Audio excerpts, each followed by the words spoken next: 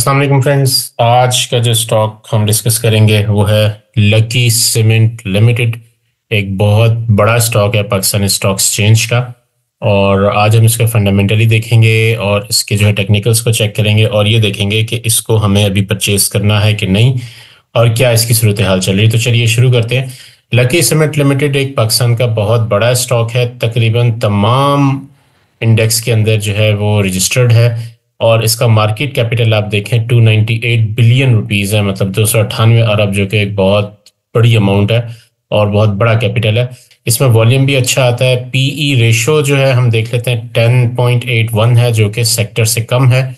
Profile हम check करते हैं कि 1993 में जो है ये इनकॉर्पोरेट हुई थी कंपनी और अब तक चल रही है। और इसका जो फ्री फ्लोट है वो 30% है, और जो कि ठीक है, नॉर्मल है, सही है, बेहतरीन है। और इस टाइम जो है इसका ट्रेंड जो है वो डाउन चल रहा है। इसको ये देखें, यहाँ से ये हम इसका 5 डे चार्ट देखते हैं, प्राइस भी अप डाउन जा रही है। हम इसको मजीद चेक करते हैं। फाइनेंशियल्स को देखते हैं। सबसे पहले हम जो है सेल्स वो इंक्रीज हो रही है, यहाँ से पता लग रहा है, ये एक पॉजिटिव इंडिकेटर है। ग्रॉस प्रॉफिट भी इंक्रीज हो रहा है। उसके बाद प्रॉफिट फ्रॉम ऑपरेशंस और प्रॉफिट आफ्टर टैक्सेशन जो है वो 13 बिलियन से 28 बिलियन पे गया है, मतलब डबल हुआ। It's very good.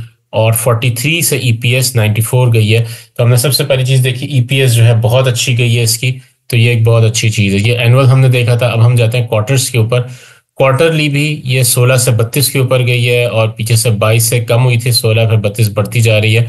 ये एक अच्छा इंडिकेशन है। और इसी तरह ग्रॉस प्रॉफिट भी इसी तरीके से बढ़ता जा रहा है, ये भी अच्छा इंडिकेशन है। हमने दो चीज़ें इसकी देख ली हैं। मजीद देखते जाते हैं चीज़ों को। करंट एसेट्स जो हैं वो इंक्रीज कर रहे हैं और लायबिलिटीज़ आप यहाँ पे देखें, जो टोटल लायबिलिटीज़ हैं वो भी बढ़ रही हैं। लेकिन ये दोनों चीज़ें आमतौर पर बढ़ती हैं, हम इसको इतना ज़्यादा फोकस नहीं करते।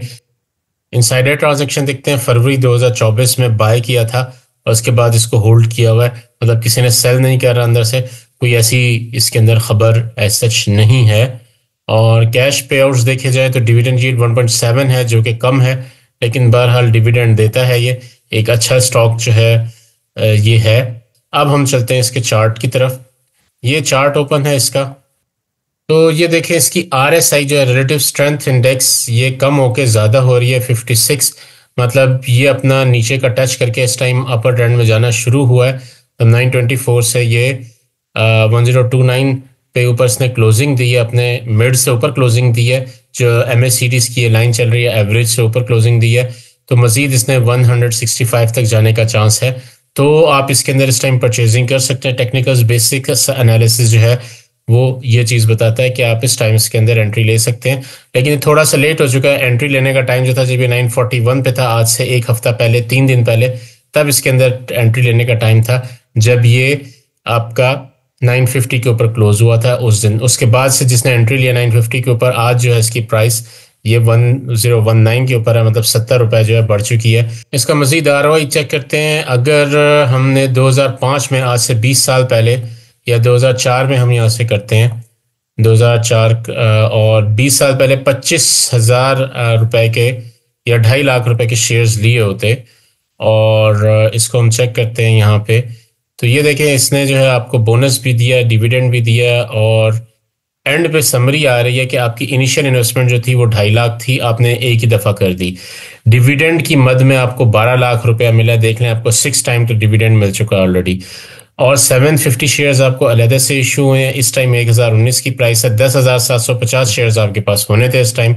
तो टोटल वैल्यू इनकी बनती है 12 मिलियन रुपए, मतलब 1 करोड़ 22 लाख रुपए आपका बन चुका था। 2.5 लाख जो देख लें कितना ज़्यादा इसने रिटर्न दिया है। CAGR देखें, मतलब एवरेज ग्रोथ पर ईयर जो है 22% के हिसाब से ग्रोथ हुई है। मैंने पहले भी आपको बताया कि स्टॉक मार्केट में 20+ जो है ग्रोथ आराम से आपको मिल जाती है लॉन्ग एंड पे। SIP अगर इसमें की होती, ये 2002 से शुरू हुआ है यहाँ पे SIP। अगर आप हर महीने 1,000 रुपया जो है वो इसके अंदर इन्वेस्ट करते, तो आपकी टोटल इन्वेस्टमेंट जो होनी थी 273,000 रुपीज़ आपकी टोटल इन्वेस्टमेंट होनी थी, जो कि तकरीबन 22 साल की बनती है। लेकिन उस इन्वेस्टमेंट पे आपका जो इस टाइम अमाउंट होनी थी वो 4.3 मिलियन रुपीज़ होनी थी, मतलब 43 लाख रुपए आपके सिर्फ 1,000 रुपये महाना इन्वेस्ट करने से बन जाने थे। ये इसका ओवरव्यू है। ये देखें, ये कोई ये एक्चुअल प्राइस के ऊपर उन्होंने वेरी किया हुआ है। हर महीने 1,000 रुपये आपने इन्वेस्ट किया है। ये जो ग्रीन वाली लाइन है ये मार्केट वैल्यू है इस टाइम की। ये ऊपर भी गया, नीचे भी गया, लेकिन ये आपकी इन्वेस्टमेंट से ऊपर ही रहा है। तो देखें, एसआईपी में हमेशा जो है फायदा रहता है, इसका ये होता है। अब मजीद इसको देखते हैं। प्राइस टू अर्निंग रेशियो जो है 10.81 है। अर्निंग पर शेयर 94 इस टाइम है इसकी।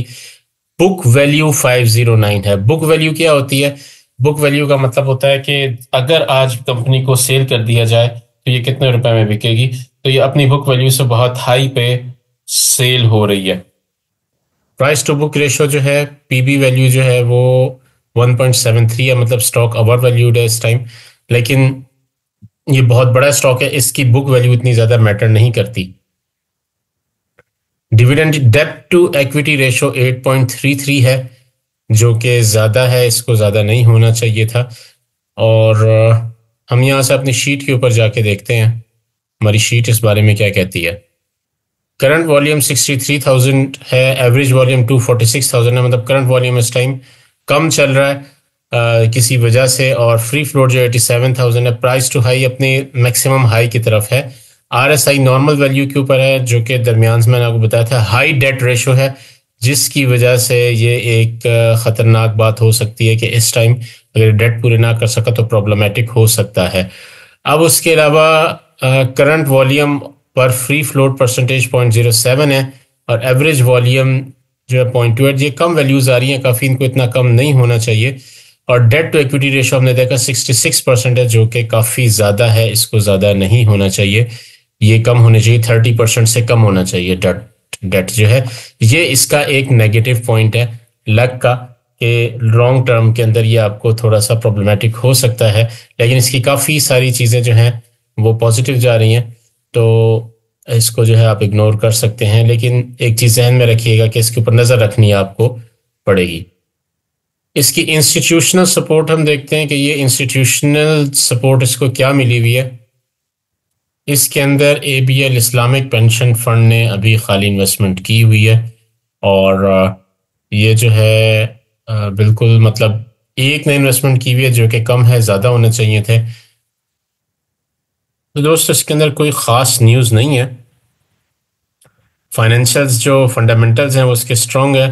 टेक्निकल भी इस टाइम अच्छे दिख रहे हैं। सिर्फ इसके अंदर एक इशू है कि इसका जो डेट है वो काफ़ी ज़्यादा है, जो कि एक अलार्मिंग बात है। अब उसके लिए देखिए, कंपनी तो बहुत बड़ी है, जिसकी वजह से ये जो है आपका मैनेज कर सकती है। इसका कैश फ्लो हमें देखना पड़ेगा कि इसका कैश फ्लो जो है वो किस टाइप का है। अगर कैश फ्लो ख़राब हुआ तो ये कंपनी जो है ख़तरनाक हो सकती है इन फ्यूचर, क्योंकि डेट को क्लोज करने के लिए इनको जो है लाजमी तौर पे कैश जो है वो जनरेट करना होता है। तो हम इसका ज़रा लेटेस्ट रिपोर्ट चेक करते हैं यहाँ से। हाँ जी दोस्तों, मैंने बताया था 20 ये रिपोर्ट्स जो हैं हमें एज सच देखने की ज़रूरत नहीं पड़ती, अनलेस सर्टेन सर्कमस्टांसेस, जैसे कि ये एक केस है कि हमारे पास कैश जो डेट है वो काफ़ी ज़्यादा है, तो हमें कैश फ्लो स्टेटमेंट देखनी पड़ेगी कि इनका कैश फ्लो कैसा है। फिर उसके बाद हम डिसीजन ले सकेंगे कि इसके अंदर हमें इन्वेस्ट करना चाहिए कि नहीं। हमने जो है डायरेक्ट कैश फ्लो पे जाना है। इनकम स्टेटमेंट और बैलेंस शीट हम ऑलरेडी फाइनेंशियल के उसमें देख चुके हैं।